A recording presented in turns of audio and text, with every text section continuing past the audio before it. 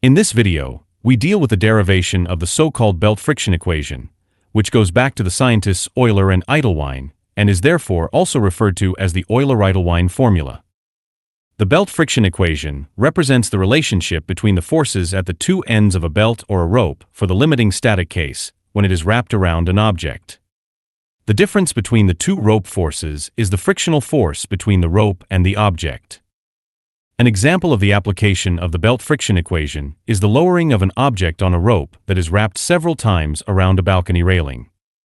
The frictional force between the rope and the railing ensures that even relatively heavy objects, such as a cabinet, can be held with relatively little effort. The belt friction equation also plays a central role in belt drives, where the belt wraps around a pulley. In this case, the difference between the forces in both sections of the belt is the frictional force between the belt and the pulley. Friction is used to drive the pulley through the belt.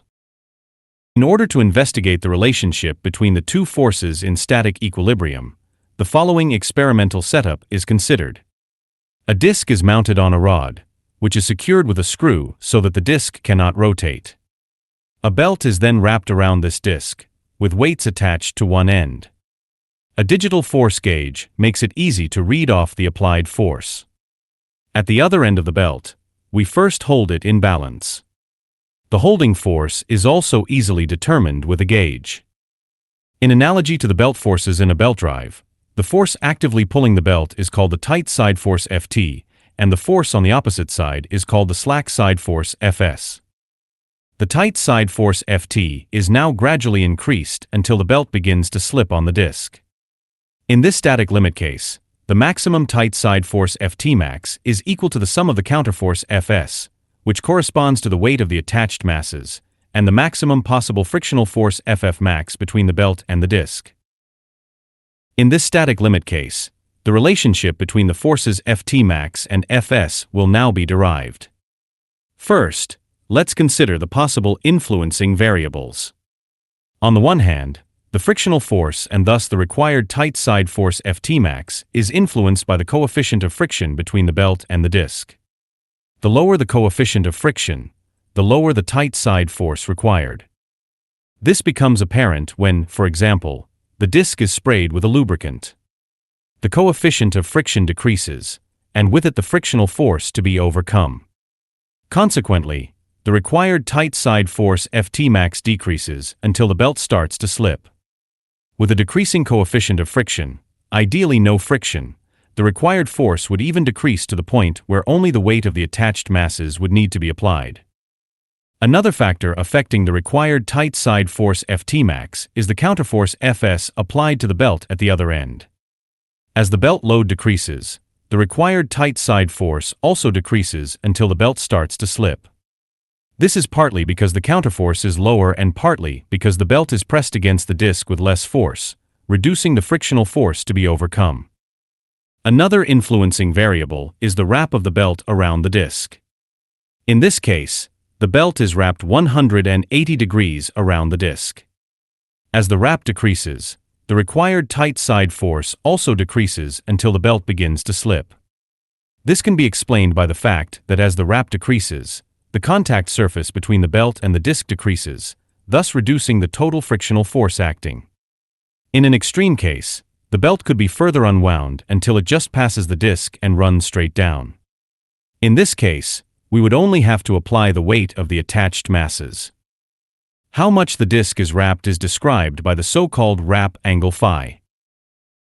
The relationship between the maximum tight side force Ft max and the slack side force Fs in the static limit case will now be derived.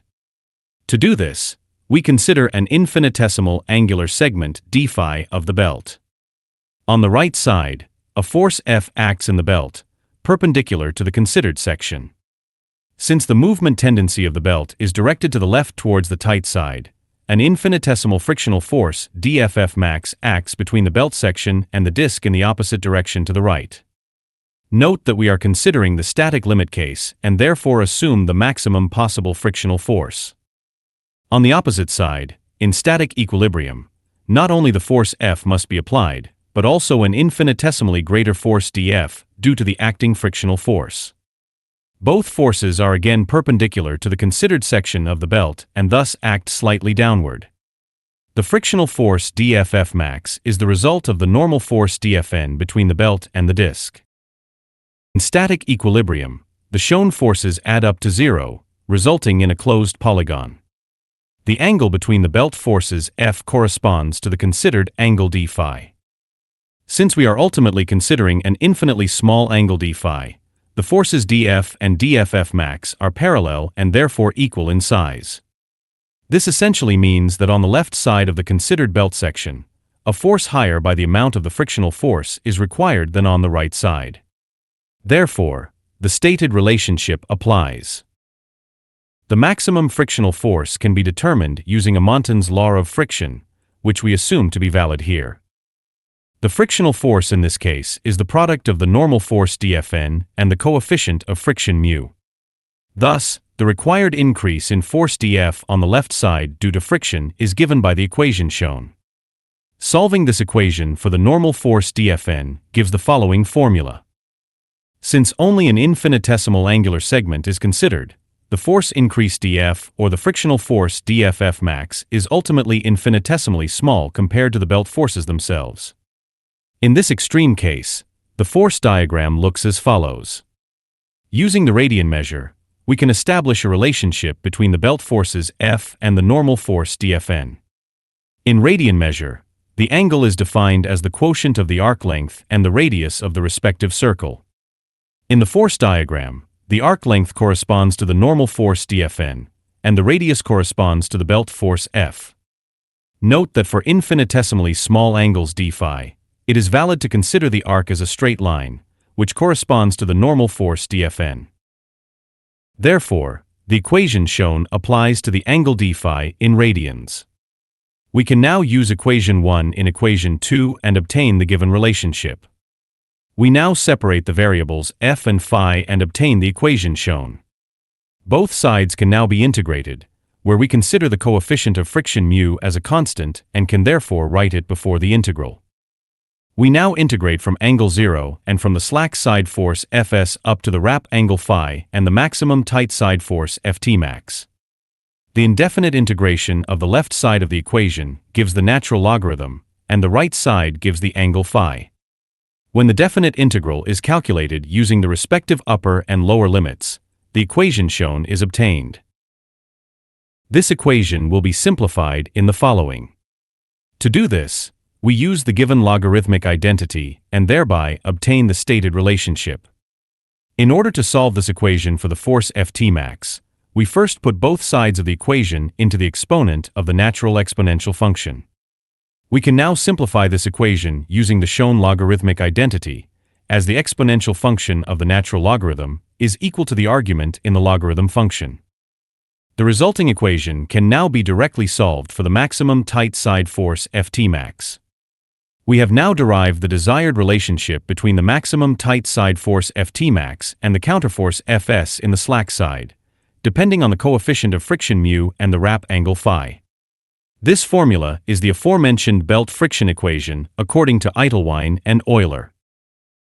Let's consider the example shown with a slack side force of Fs equals 29.43 newtons, a coefficient of friction of mu equals 0.3, and a wrap angle of 180 degrees, which corresponds to a radian measure of phi equals pi.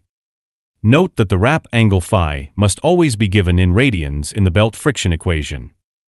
Using these values, we obtain a maximum tight side force Ft max equals 75.53 newtons before the belt begins to slip off the disc at higher forces. It should be noted that the belt friction equation only applies to the limiting case where the friction force is maximum and the belt is just about to slip.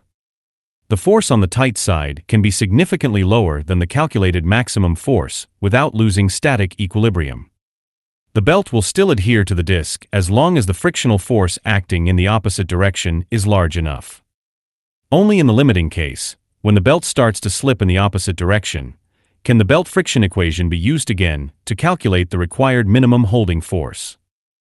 Now, for the example given, let's consider the minimum force Ft min required to keep the belt from being pulled off the disc by the attached masses. This inverse case can be considered in the same way as the previous case. In this case, the applied force Fs has a pulling effect, while the counterforce Ft has a holding effect. This inverse limiting case simply results in an exchange of indices in the belt friction equation. In this case, Ft represents a minimum force that must be present to maintain equilibrium, so that the belt does not slip. It is therefore important to note that the force on the left side of the belt friction equation essentially describes the force in the direction in which the belt or rope is about to slip, while the force on the right side of the equation always corresponds to the counterforce acting in the opposite direction of the tendency to slip. Now let's solve the equation for the minimum required force Ft min.